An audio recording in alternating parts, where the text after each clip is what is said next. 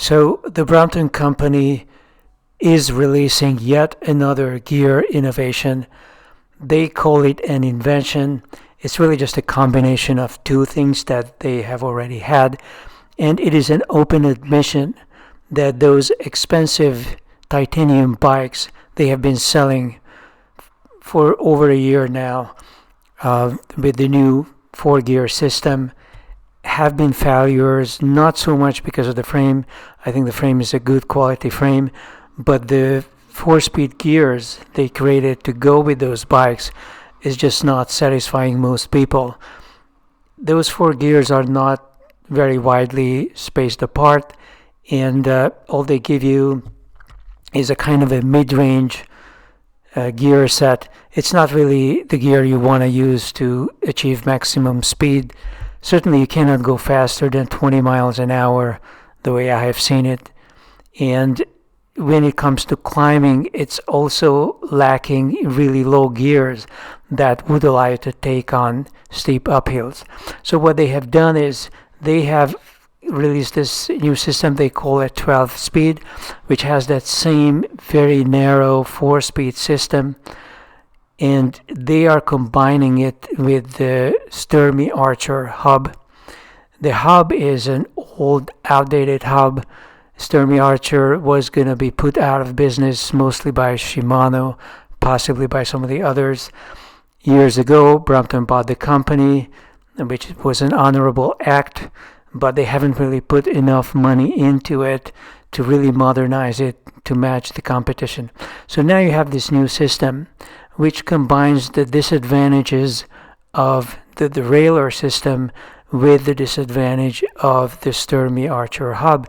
Namely, you have the complexity and relative uselessness of those four gears on the outside, and you have a heavy, clumsy internal hub.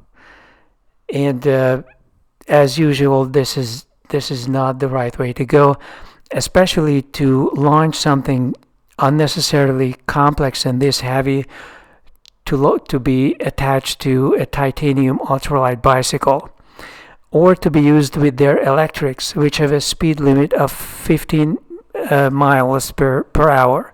So what's the point? They could just you could just get a smaller chain wheel and that would do the job. So let's look at the details here, and I am giving you a bunch of links below as usual, so you can check out these videos and website yourself. But here is one claim, and I have some doubts about the accuracy of this graph, but it is not entirely wrong. So let's look at it from bottom to top. At the bottom you have the single speed, you know what that is. The 2-speed, I have had the 2-speed. You hardly even notice a difference when you shift. And then there is the 3-speed Sturmy Archer, which to me has actually worked out pretty well. I still have it on my setup. It is part of what I use. I don't use an external derailleur system. I have a special extra small cog in the rear that I will mention later. But I have these 3 speeds, and I do feel a difference. I can take an uphill when I shift into number 1. I speed up when I go to number 3. But then I also have a huge upgraded chain wheel. And then there's the 4 gears they introduced with the titanium frames a few years back. And you see that it's not much wider than the 2-speed system.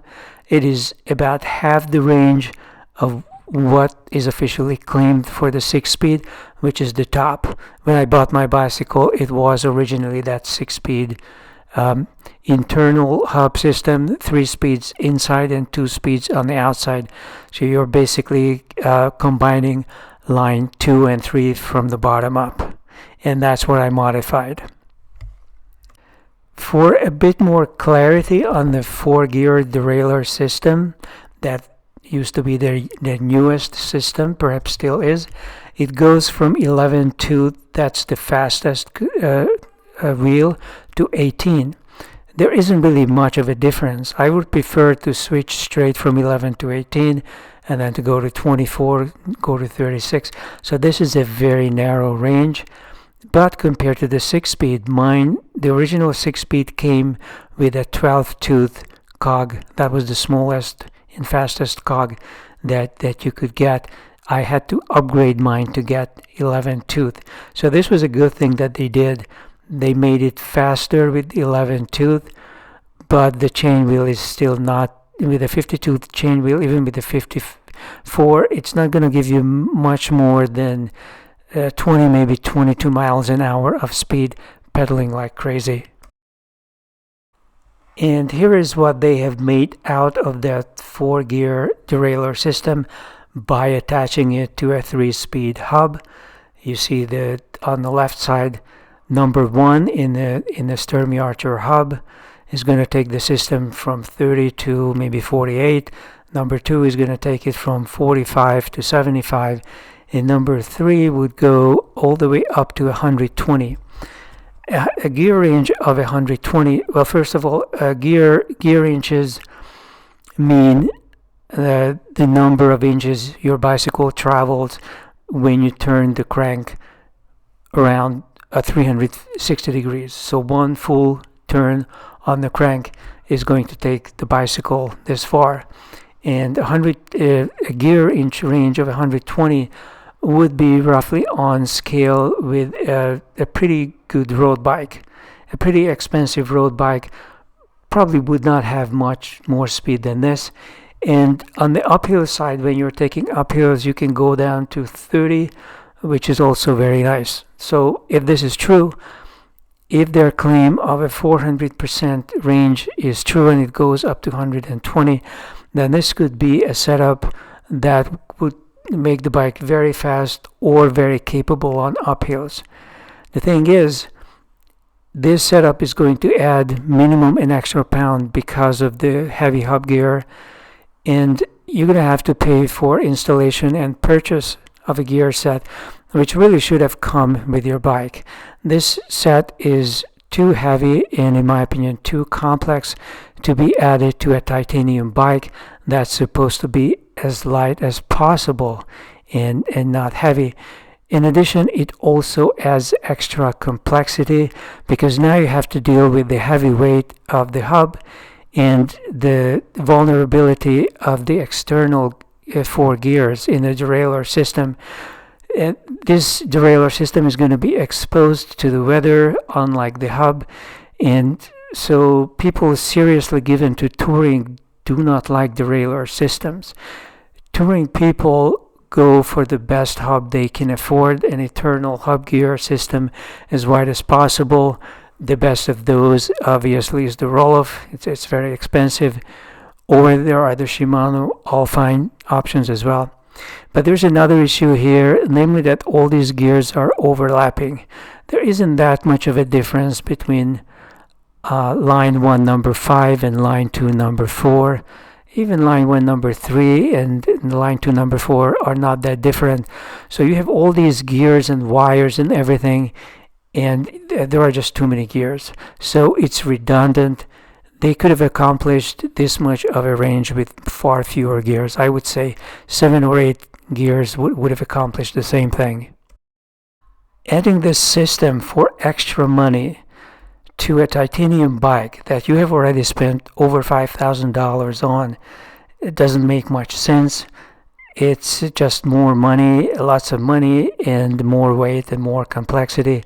Adding it to electric bikes similarly makes no sense if that electric bike is speed limited to 15 an hour, which all Brompton electrics are.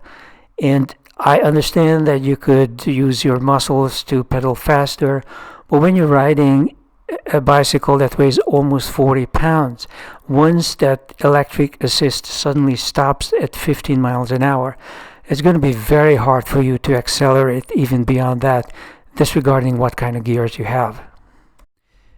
And let's look at what the competition is doing. Just by eyeballing it in, just by looking at it, you can see that this range is very, very small. All of the wheels in the rear are very small.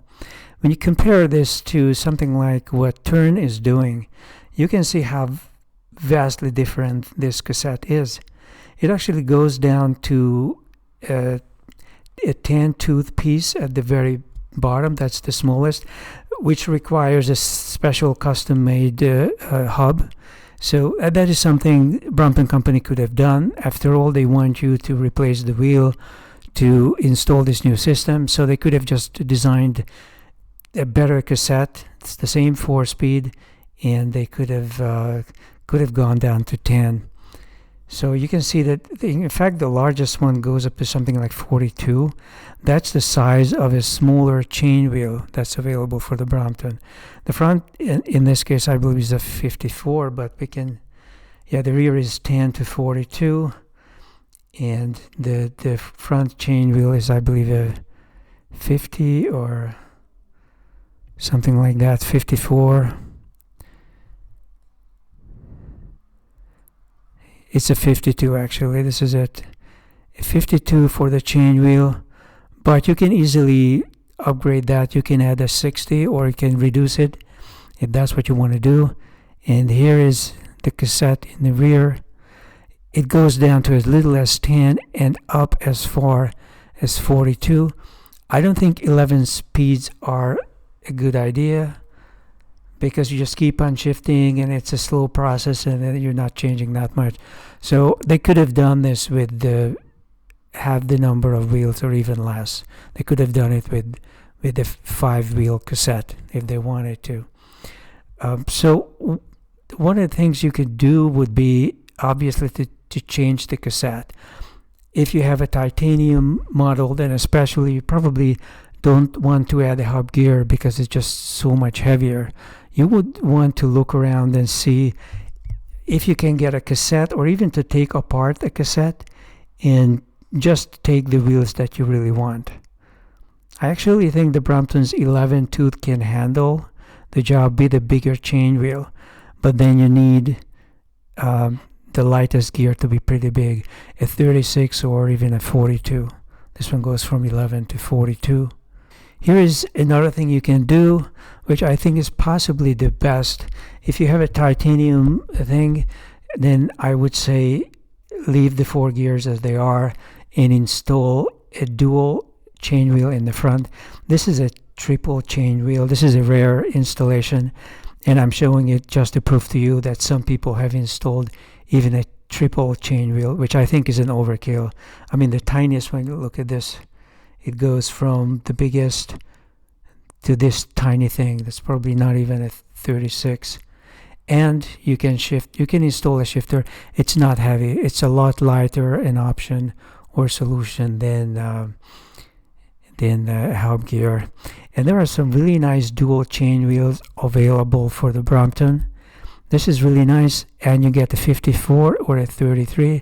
If you currently have the 4-gear derailleur system, you can just install this in the front, add a very small amount of weight, an extra wire or cable, but it's not going to go all the way to the back, not going to go that far away, and it's going to make it either a lot faster or a lot more capable on uphills just by making this one change.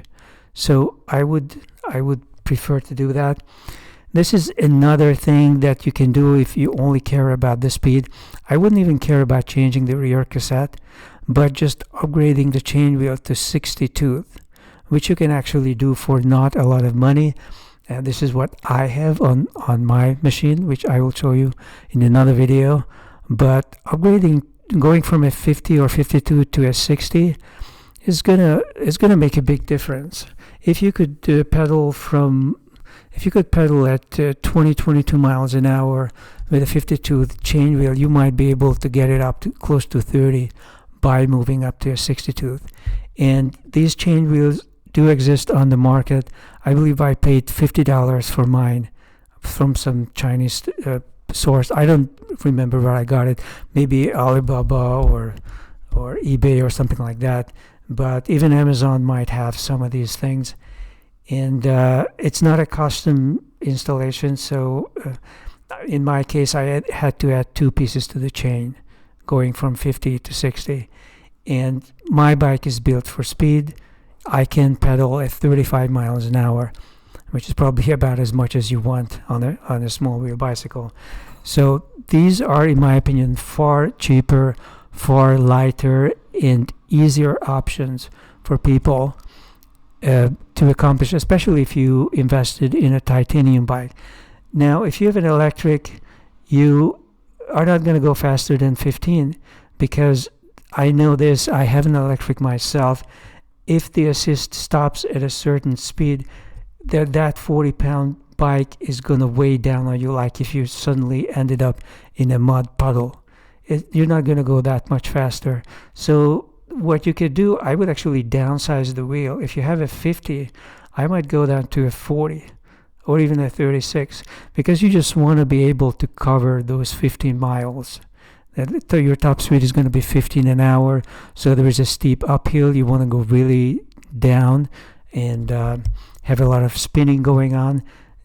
Is a small chain wheel is the best way to do that.